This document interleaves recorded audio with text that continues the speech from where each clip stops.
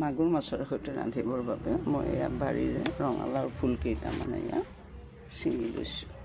এইটো যে টেষ্টি কিটচেনলৈ স্বাগত জনাই আজি মই এসাঁজ বনাবলৈ ওলাইছো।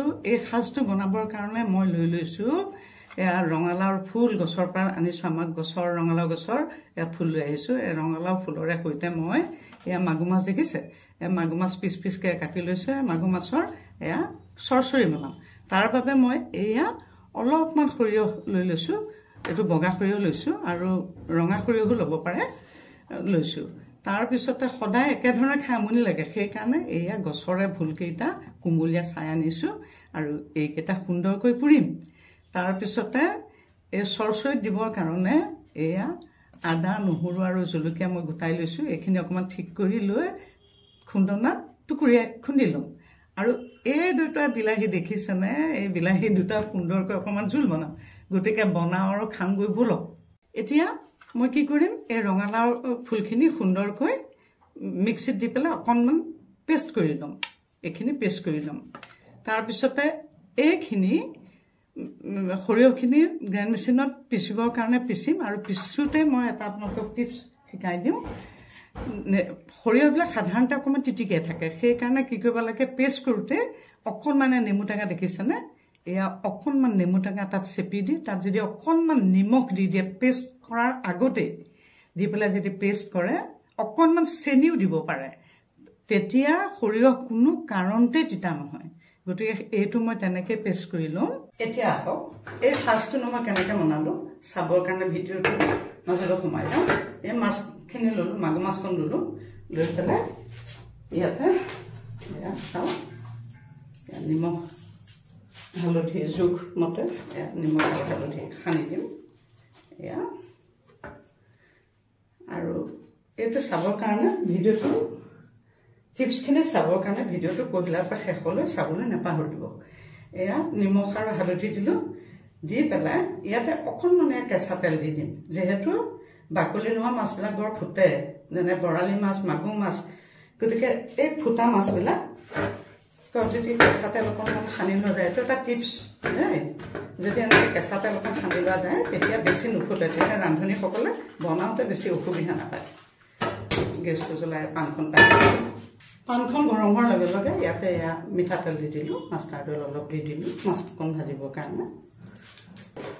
এতিয়া তেল গৰম হৈছে, ইয়াতে মই এয়া মাছটো দেখিছেনে দীঘল দীঘলকৈ ৰাখিছিলোঁ, কাৰণ আমি কাটি নিদিলোঁ। আমাৰ আই তাক ককাহঁতে শিকাইছিল মাগুৰ মাছবিলাক কাটি দিব নালাগে, পিছত খাওঁতে পিচ পিচকৈ কাটি দিলেই হয়। গতিকে সেই নিয়মটো মই এতিয়াও এৰা নাই, তেনেকেই কৰি আছোঁ আজিলৈকে।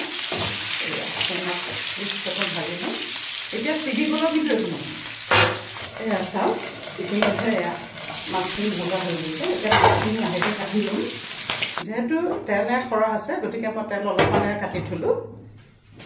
এতিয়া ইয়াতে যিহেতু মাছৰ চৰচৰি হ'ব মাগুৰ মাছৰ, ইয়াতে আদা নহৰু জলকীয়া পেষ্টখিনি ইয়াতে ঢালি দিম। ইয়াতে সৰিয়হৰ পেষ্টটো ঢালি দিলোঁ। এইখিনি ৰঙালাও হেৰিকৈ থোৱা পেষ্ট কৰি থৈছিলোঁ ৰঙালাও ফুলখিনি, তাতে অকণমান শুকান জলকীয়া গুড়ি অকণমান দি দিছোঁ কালাৰটো উঠিবৰ কাৰণে। ইয়াতে ঢালি দিলোঁ ৰঙালাও ফুলটোৰ পেষ্টটো। এয়া চাওক আটাচোতে মই নিমখ দিলোঁ, হালধি ৰং গুড়া দিলোঁ, ইয়াত লৰাই দিলোঁ। এইখিনি এতিয়া অকণমান পৰ সিজিবলৈ দিলোঁ। এয়া চাওক ইতিমধ্যে এই পেষ্টটো প্ৰায় সিজি গৈছে। এতিয়া ইয়াতে ভাজি থোৱা মাছ কেইচকত ইয়াতে মই পেলাই দিম। এতিয়া এয়া পেলাই দিলোঁ,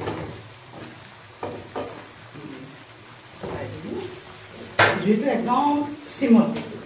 ইয়াতে সিজিবৰ কাৰণে অকণমান পানী দি দিছোঁ। এতিয়া এনেকৈ এয়া ল' ফ্লেমত 5 মিনিট সময় উতলিবলৈ দিম। 5 মিনিট সময় উতলিবলৈ দিম। ইতিমধ্যে চাওক এয়া সুন্দৰকৈ এয়া ৰঙালাও ফুলেৰে প্ৰস্তুত কৰা মাগুৰ মাছৰ চৰচৰি ইতিমধ্যে সুন্দৰকৈ প্ৰস্তুত হৈ গৈছে। বৰ টেষ্ট হয়, খালি ফুলটো পাবলৈ অকণ দিগদাৰ যদিও বৰ টেষ্ট হয়। আৰু এইখিনিতে আপোনালোকক মই এটা অনুৰোধ কৰোঁ, আপোনালোকে প্লিজ মোৰ A to Z tasty kitchen subscribe যদি বৰ্তমানো কৰা নাই তেতিয়াহ'লে প্লিজ ছাবস্ক্ৰাইব কৰি ল'ব। তেতিয়াহ'লে এইটো হৈ গ'ল, এইটো হৈ গৈছে, এইটো নমাই দিছোঁ। দি পেলাই মই ইয়াৰ আজিৰ এসাঁজৰ দ্বিতীয় ৰন্ধন পদ্ধতিটো মই এতিয়া আৰম্ভ কৰিম। এইখন এখন হেৰি পাতি দিলোঁ, ভোলকেইটা পুৰিম এতিয়া। পুৰিবৰ কাৰণে এইখন মই জালনাখন পাতি দিছোঁ। ইয়াতে এতিয়া মই কি কৰিম চাওঁ, এইকেইটা গছৰে মই কৈছিলোঁ গছৰে কলি ভোল আছিল, কোমলীয়া ভোল। ইয়াতে কি কৰিম এতিয়া, অকণমান তেল সানি ল'ম। গেছটো ল' ফ্লেমত দিলোঁ, এই অকণমান তেল সানিলোঁ, মিঠাতেল অকণ সানি লৈছোঁ। সানি পেলাই এটাকে এতিয়া দি যাম।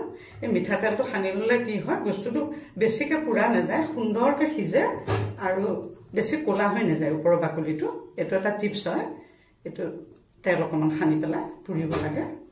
আজি মানে ভাতৰ সাজটোৰ লগতে ভোল পুৰিছোঁ। ভোলখিনি সিজোতে অকণমান সময় লাগিব, সেইকাৰণে মই কি কৰিম, এই ভোলটো এতিয়া ইটো গেছলৈ এনেকৈ দি পেলাই ভোলটো সিজিবলৈ দিম এতিয়া। আৰু ইয়াতে যিহেতু সময় অকণমান কম, দুপৰীয়া ভাত খোৱা সময় হৈছে, গতিকে ইয়াতে মই এইটো কেৰাহীটো পাতি দিছোঁ। ইয়াতে অকণমান খালি নিমখ দি দিছোঁ দেই, তেলত বেলেগ দিয়া নাই। এয়া শুকান জলকীয়া এটা দি দিছোঁ খালি। ইয়াতে বিলাহী যে দুটা লৈছিলোঁ তাৰে এটা মই এনেকৈ কাটি পিচ পিচকৈ থৈছোঁ, সেইটো ভাজি দিছোঁ। সম্পৰ্কত ভাজি এতিয়া নিমখ দি আৰু ইয়াতে অলপ ৰংগুড়া দি দিছোঁ, ভাজি দিছোঁ অকণমান দি দিছোঁ। এতিয়া চাওক বিলাহীখিনি ইতিমধ্যে ভজা হৈ গৈছে। এতিয়া বিলাহীটো মই এইখন কাটি ৰাখিম, কাটি ৰাখিম। আৰু ইয়াতে এয়া ইটো বিলাহী পেষ্ট কৰি লৈছিলোঁ যেন দিছিলোঁ, এইটো ইয়াতে ঢালি দিম।